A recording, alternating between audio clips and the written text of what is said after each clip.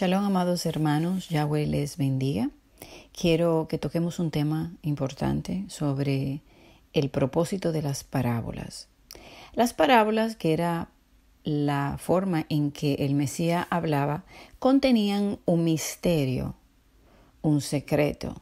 Clama a mí, dice la palabra, y yo te responderé y te enseñaré grandes cosas y ocultas que tú no conoces. Entonces, muchas veces leemos las parábolas y le damos una aplicación muy terrenal.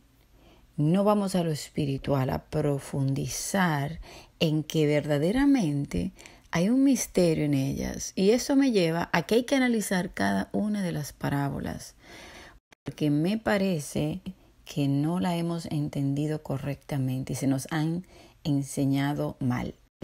Y vamos a darle un ejemplo. Fíjense que en el capítulo 13 de Mateo dice verso 10, vamos a leer. Entonces, acercándose los discípulos, le dijeron: ¿por qué les hablas por parábolas? Él respondiendo les dijo: porque a vosotros os es dado saber los misterios del reino de los cielos, mas a ellos no les es dado. Entonces, fíjense que en las parábolas hay un misterio y debemos encontrar esas perlas escondidas. Y, verso 12, porque a cualquiera que tiene, se le dará y tendrá más, pero al que no tiene, aún lo que tiene le será quitado. Por eso les hablo por parábolas, porque viendo no ven y oyendo no oyen ni entienden. De manera que se cumple en ellos la profecía de Isaías, que dijo: de oído oiréis y no entenderéis, y viendo veréis y no percibiréis, porque el corazón de este pueblo se ha engrosado y con los oídos oyen pesadamente y han cerrado sus ojos para que no vean con los ojos y oigan con los oídos y con el corazón entiendan y se conviertan y yo los sane. Amén. Pero bienaventurados vuestros ojos, porque ven, y vuestros oídos, porque oyen. Amén. Entonces, nosotros somos bienaventurados que hoy, estando en la restauración y entendiendo este misterio, pues se nos empiezan a abrir las escrituras y empezamos a comprender las riquezas espirituales que hay para su pueblo. Estamos en el tiempo de las fiestas de los panes sin levadura, lo que me lleva a estudiar todo lo que tiene que ver con la levadura.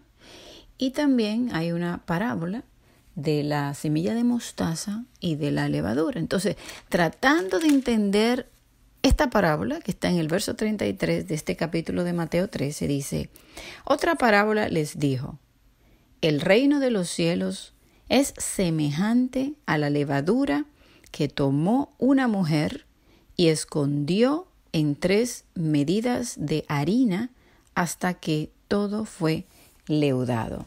Vamos a hacer un análisis. Solamente es cortita esta parábola y la podemos ver también en Lucas capítulo 13, 20 y 21. Ahora bien, vamos a ver y examinar qué significa la palabra levadura bíblicamente. Pues la levadura lo que simboliza es el pecado, y hemos visto cómo también pues simboliza la hipocresía de los fariseos, de los religiosos en el tiempo del Mesías, y ahora en nuestro tiempo hay mucha religiosidad y mucha hipocresía. También pues simboliza la falsa doctrina, las falsas enseñanzas.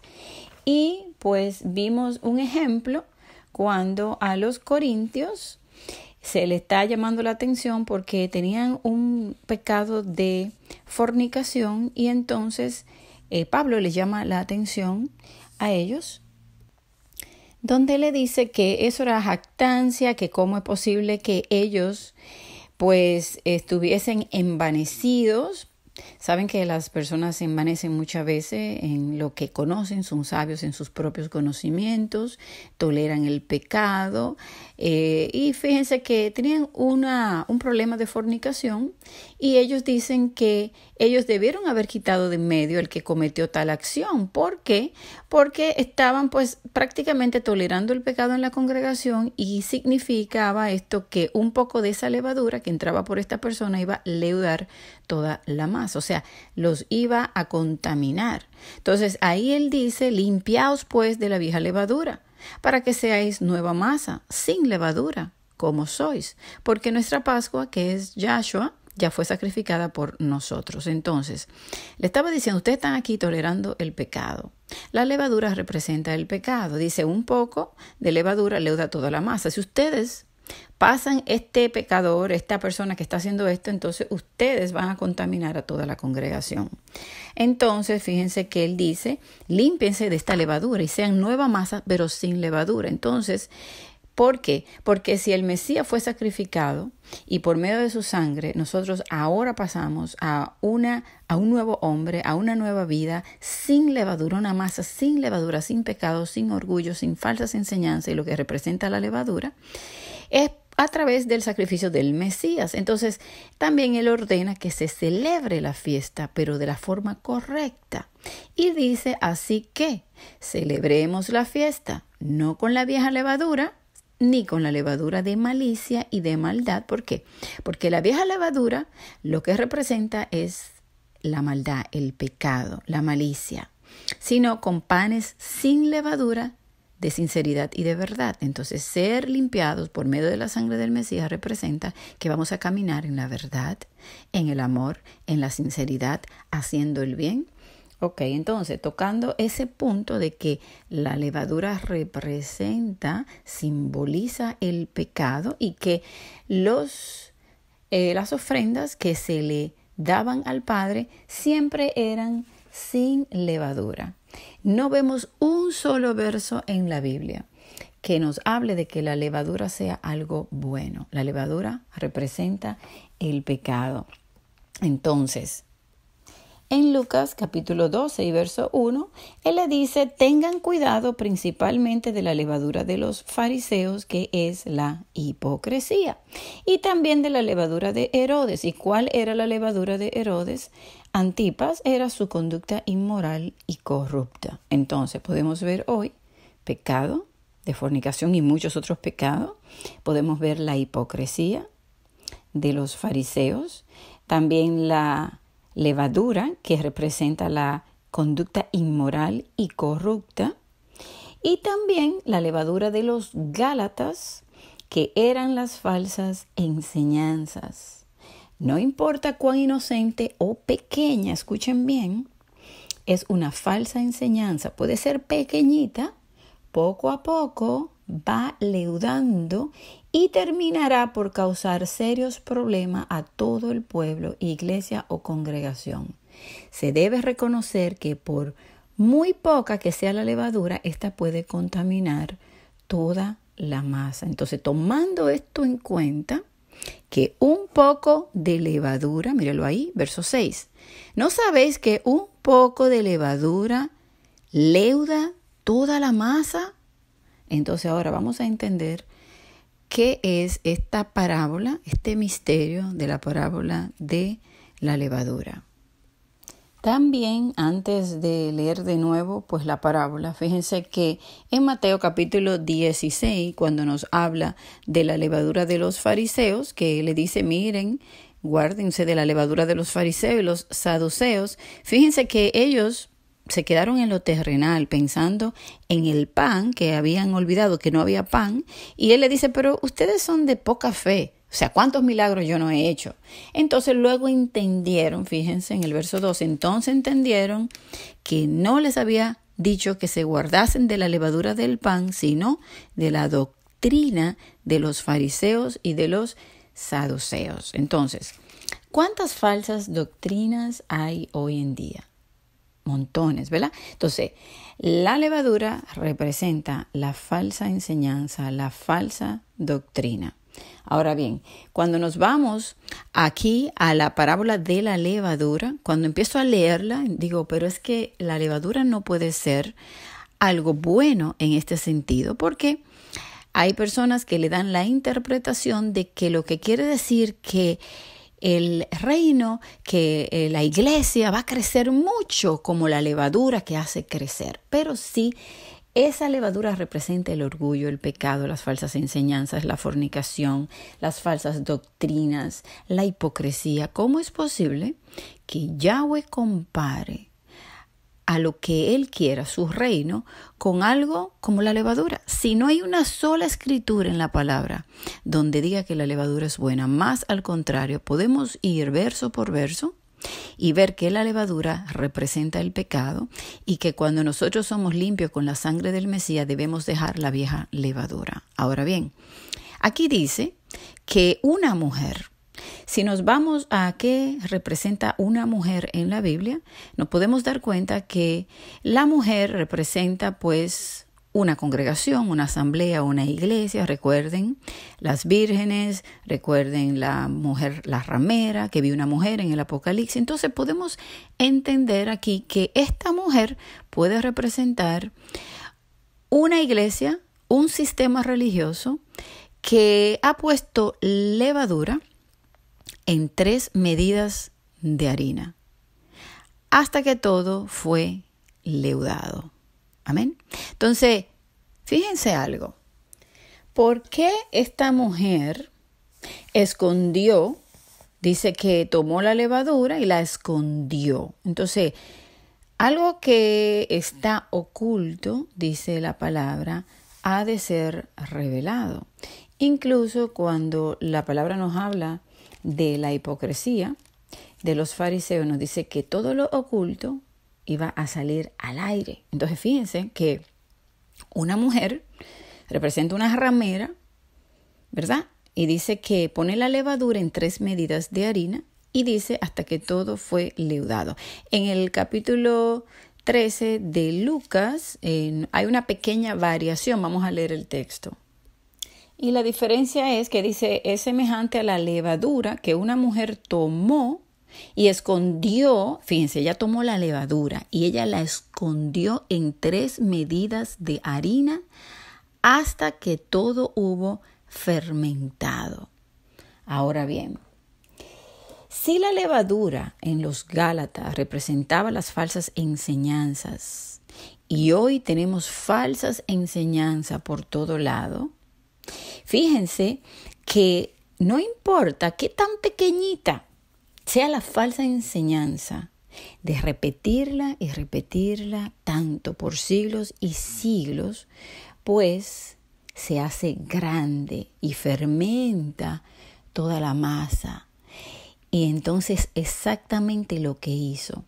Si nos vamos desde el principio de la Babilonia de Nimrod, Semiramis, nos vamos a dar cuenta de que la levadura comenzó desde allá y fue llegando hasta Roma, y de Roma ha seguido esta levadura hasta el día de hoy, cuando fue introducida en el cristianismo y en todas las ramas que salieron de la ramera. Las hijas de la ramera están fermentadas. Entonces, esas 3 medidas de harina, esa masa representa a ese pueblo que ha sido fermentado con la falsa doctrina, que empezó con algo pequeño, un poco de levadura, leuda toda la masa. Ahora bien, si nos vamos y entendemos que aquí no está hablando de que la iglesia va a crecer y que van a ser mucho, ¡ay, qué glorioso! Como hoy muchos piensan que donde están las grandes multitudes, pues ahí es que está Yahweh, ahí es que hay milagros, ahí es que está, no. Él dice, ¿cuántos se salvarán poco? Incluso ahí mismo, la puerta estrecha. Le preguntan al Mesías, ¿son pocos los que se salvan? Y él les dijo, esforzaos a entrar por la puerta angosta, porque os digo que muchos procurarán entrar y no podrán. Entonces, fíjense, aquí está comparando de que vendría una mujer que había de poner una medida bueno, de que ya la había puesto, porque cuando el Mesías vino, ya esa masa estaba fermentada. Y de ahí en adelante fue que se siguió fermentando aún más, porque esa levadura está sembrada de hace mucho tiempo. Y por eso él le dijo a los discípulos, cuídense de la levadura, cuídense de la levadura de los fariseos y saduceos, de la levadura de Herodes. Límpiense porque su Pascua ha sido ya sacrificada. Ustedes pueden salir de la falsa contaminación. Salí de Babilonia, pueblo mío. No se contaminen. No se contaminen con la levadura. ¿Por qué? Porque un poco de levadura leuda toda la masa. Si usted toma una botella y usted le echa una gotita de veneno, ya, usted no puede tomar esa agua. Está contaminada completamente con un microscópico gota de veneno. O de sucio también, cualquier cosa. Entonces, fíjense, eso me lleva, porque tratando de entender la parábola de la levadura, quería buscarle una relación, porque siempre las escrituras tienen una relación con lo primero y con lo que le sigue. Y era con la parábola de la semilla de mostaza. Y estaba dándole vuelta y pensando, pero ¿cómo entonces? Porque hace sentido que el reino, dice aquí, ¿a qué es semejante el reino? ¿Y con qué lo compararé? Y dice, semejante al grano de mostaza que un hombre tomó y sembró en su huerto y creció. Y se hizo árbol grande y las aves del cielo anidaron en sus ramas. Entonces, eso me llevó a pensar, sí, pero ciertamente la palabra, me acuerda la palabra del sembrador, donde hay una que da 100%, sí, esa puede crecer, pero fíjense que también habían otras semillas. Y dentro de esas semillas, fíjense que también había una semilla que cayó junto al camino y vinieron las aves y se la comieron. O sea, las aves también están relacionadas con aquellas que quitan la palabra.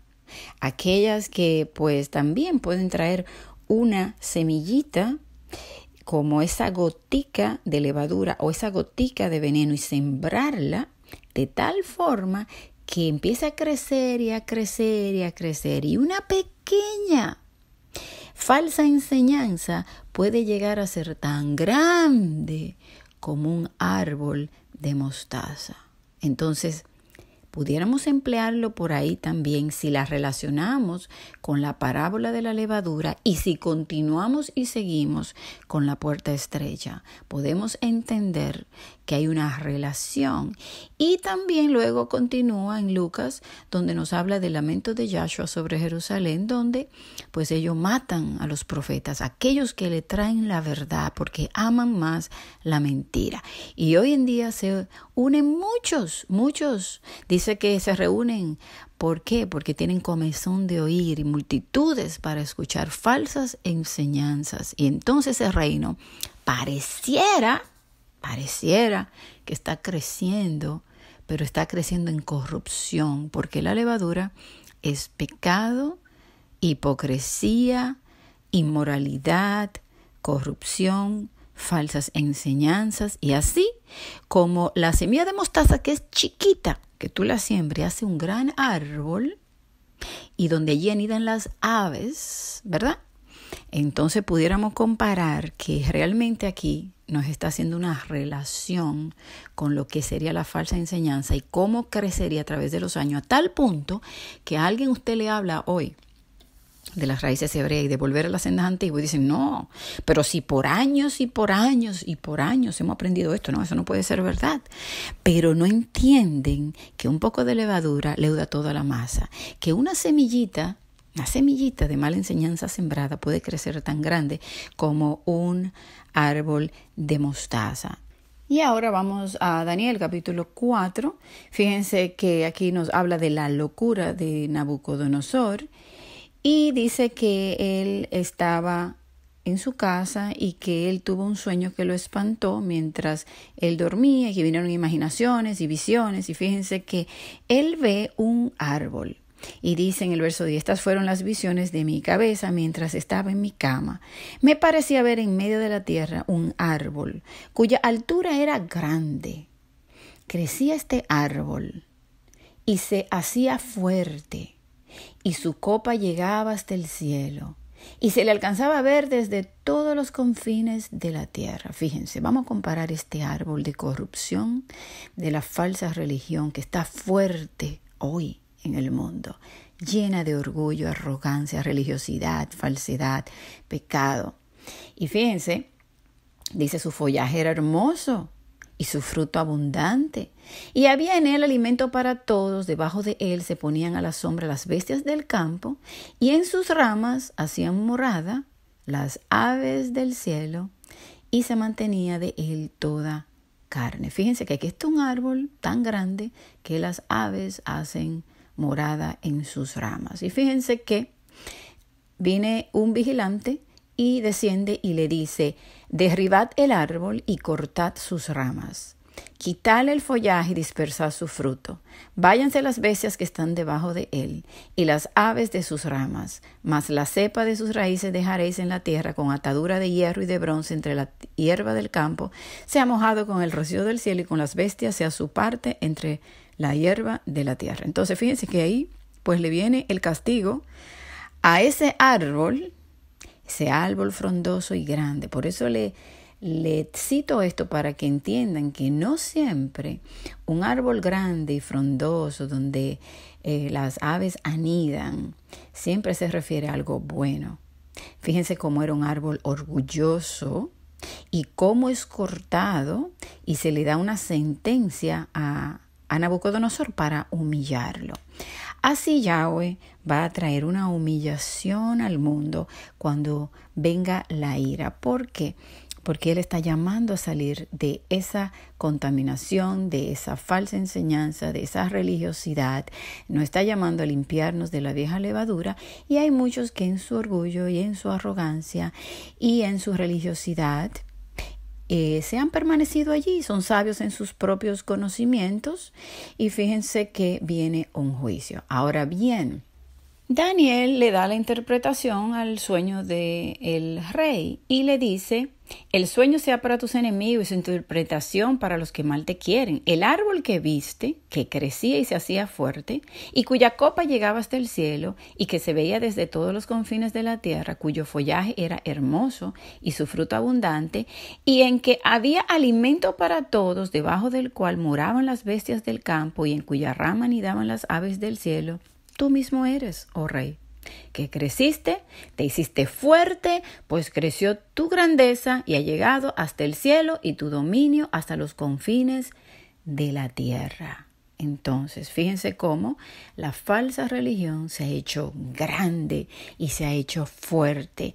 Esa masa ha fermentado.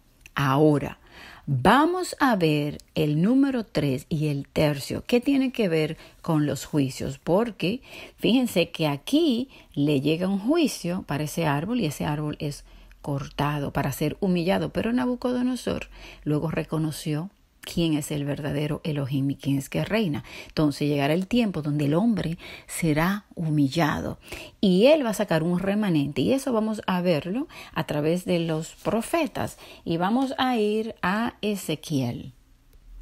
En el capítulo 5 de Ezequiel se le dice al profeta: hijo de hombre, tómate un cuchillo agudo, toma una navaja de barbero y hazla pasar sobre tu cabeza y tu barba. Toma después una balanza de pesar y divide los cabellos. Fíjense que el pelo, o sea, los cabellos y la barba, representaban el pueblo de Israel. Vamos a ponerle de esta forma: representa esa masa fermentada, leudada. Ahí está, porque el juicio viene por el pecado. Entonces fíjense, en el verso 2 dice: una tercera parte quemarás a fuego en medio de la ciudad, cuando se cumplan los días del asedio, y tomarás una tercera parte y la cortarás con espada alrededor de la ciudad, y una tercera parte esparcirás al viento, y yo desenvainaré espada en pos de ellos. Aquí están 3 terceras partes, 3 tercios, 3 medidas, una masa completa leudada, y fíjense cómo hay 3 juicios para ello. Pero dentro de ese juicio va a haber un remanente. Fíjense que en el verso 4 dice: y tomarás otra vez de ellos y los echarás en medio del fuego, y en el fuego los quemarás, de allí saldrá el fuego a toda la casa de Israel. ¿Y por qué? Porque habían cambiado sus decretos, sus ordenanzas en impiedad más que las naciones, por el pecado, porque no anduvieron en sus mandamientos. Entonces, fíjense que en el verso 12 dice: una tercera parte de ti morirá de pestilencia y será consumida de hambre en medio de ti. Una tercera parte caerá a espada alrededor de ti. Y una tercera parte esparciré a todos los vientos y tras ello desenvainaré espada. Aquí están los 3 juicios y los 3 tercios y también un remanente que es pasado por el fuego. Ahora, vamos a verlo también esto en el libro de Zacarías, y en el capítulo 13, verso 8. Y aquí nos está hablando ya del tiempo del fin, del juicio que viene. Y dice: y acontecerá en toda la tierra, dice Yahweh, que las 2/3 partes serán cortadas en ella y se perderán. Mas la tercera quedará en ella y meteré en el fuego a la tercera parte y los fundiré como se funde la plata y los probaré como se prueba el oro. Él invocará mi nombre y yo le oiré. Y diré: pueblo mío, y él dirá: Yahweh es mi Elohim. Fíjense que cuando aquí menciona que pueblo mío y él dirá que yo soy su Elohim, está hablando del tiempo final, del remanente. Entonces aquí dice que de esos 3 tercios, 2 se perderán y 1 será pasado por el fuego. Y vemos en el libro de Ezequiel cómo vienen los juicios para las 3 tercios, ¿verdad? Que conforman una misma masa. Recuerden que él le manda cortar el cabello y la barba. El cabello y la barba representa la masa completa. Entonces, ahora bien, vamos a irnos al libro de Apocalipsis y vamos a ver cómo un tercio que se usa tiene que ver mucho con los juicios. Recuerden que la parábola, ¿qué dice la parábola? En Mateo 13, vamos a recordarlo para que no se nos olvide, dice: el reino de los cielos es semejante a la levadura que tomó una mujer. Entendamos, la mujer es la falsa doctrina que ha sido introducida en su pueblo y escondió en 3 medidas de harina hasta que todo fue leudado, en 3 medidas. Ahora bien, en Apocalipsis capítulo 8, fíjense lo que dice cuando se van a sonar las trompetas del 7º sello. Dice: el primer ángel, verso 7, tocó la trompeta y hubo granizo y fuego mezclado con sangre que fueron lanzados sobre la tierra. Y la tercera parte de los árboles se quemó. Fíjense, ahí están los árboles, se queman y se quema la hierba verde, la tercera parte. En el segundo dice: como una gran montaña ardiendo en fuego fue precipitada en el mar y la tercera parte del mar se convierte en sangre. Y murió la tercera parte de los seres vivientes que estaban en el mar y la tercera parte de las naves fue destruida. Fíjense cómo utiliza la palabra tercera tantas veces. En el verso 10 dice: el tercer ángel tocó la trompeta. Cayó del cielo una gran estrella ardiendo como una antorcha y cayó sobre la tercera, y vuelve de nuevo, tercera parte de los ríos y sobre las fuentes de las aguas. Y el nombre de la estrella es Ajenjo, y la tercera parte de las aguas se convirtió en Ajenjo. Ok, en el verso 12 dice: el cuarto ángel tocó la trompeta y fue herida la tercera parte del sol y la tercera parte de la luna y la tercera parte de las estrellas, para que se oscureciese la tercera parte de ellos y no hubiese luz en la tercera parte del día y asimismo de la noche. Amén. Fíjense, no estamos dando la interpretación de qué quieren decir estas trompetas, si pasó, ya no pasó, qué falta por cumplirse. Estamos hablando del término juicio con el número 3, con la tercera parte. Ok, vámonos ahora a Apocalipsis capítulo 9 y vamos a leer en el verso 14, diciendo el sexto ángel que tenía la trompeta: desata a los 4 ángeles que están atados junto al gran río Éufrates. Y esto no se ha cumplido, ¿eh? Miren lo que dice, verso 15. Y fueron desatados los 4 ángeles que estaban preparados para la hora, día, mes y año, a fin de matar a la tercera parte de los hombres. Escuchen, la tercera parte de los hombres. Y fíjense que en el verso 20 dice: y los otros hombres que no fueron muertos con esta plaga, ni aun así se arrepintieron de las obras de sus manos, ni dejaron de adorar a los demonios y a las imágenes de oro, de plata, de bronce, de piedra, de madera. Fíjense, dice que no se arrepintieron de sus homicidios, o sea que todavía queda juicio por enviar. Entonces, en el verso 18 anterior a eso, dice, por estas 3 plagas fueron muertas la tercera parte de los hombres por el fuego, el humo y el azufre que salían de su boca. Entonces, ante esto recordemos los juicios de Ezequiel, capítulo 5, verso 12, una tercera parte de ti morirá de pestilencia y será consumida de hambre en medio de ti. Y una tercera parte caerá espada alrededor de ti, y una tercera parte esparciré a todos los vientos, y tras ello desenvainaré espada. Fíjense que esos son los juicios que envía Yahweh. Y eso lo podemos ver en muchos lugares de las Escrituras, donde pues manda hambre, espada, pestilencia y las bestias. Entonces, esos son los juicios que vienen para probar a todos los moradores de la tierra. ¿Para qué? Para sacar a ese remanente que vimos en Zacarías, que los pasará por el fuego para purificarlo, porque la fe es valiosa y tiene que ser probada por el fuego. Y las Escrituras nos habla de que Él viene y que Él es fuego purificador. Vamos a buscarlo en las Escrituras para terminar. Malaquías capítulo 3, verso 2 y verso 3 dice, ¿y quién podrá soportar el tiempo de su venida? ¿O quién podrá estar en pie cuando Él se manifieste? Amén. Fíjense que cuando estamos estudiando en el Apocalipsis sobre los 144,000 que representan a ese pueblo consagrado, ese reino sacerdotal que se aparta para Él, también hace la misma pregunta. ¿Quién estará de pie? ¿Quién estará de pie cuando Él regrese? Y fíjense, dice, ¿por qué? Porque Él es como fuego purificador y como jabón de lavadores. Y se sentará para afinar y limpiar la plata. Porque limpiará a los hijos de Leví, los afinará como a oro y como a plata, y traerán a Yahweh ofrenda en justicia. Amén. Entonces, ¿quién estará de pie cuando Él regrese? ¿Quién podrá vivir con las llamas eternas? Él viene a purificar a su pueblo. Él viene a sacar esa levadura vieja para crear una masa limpia para establecer su reino.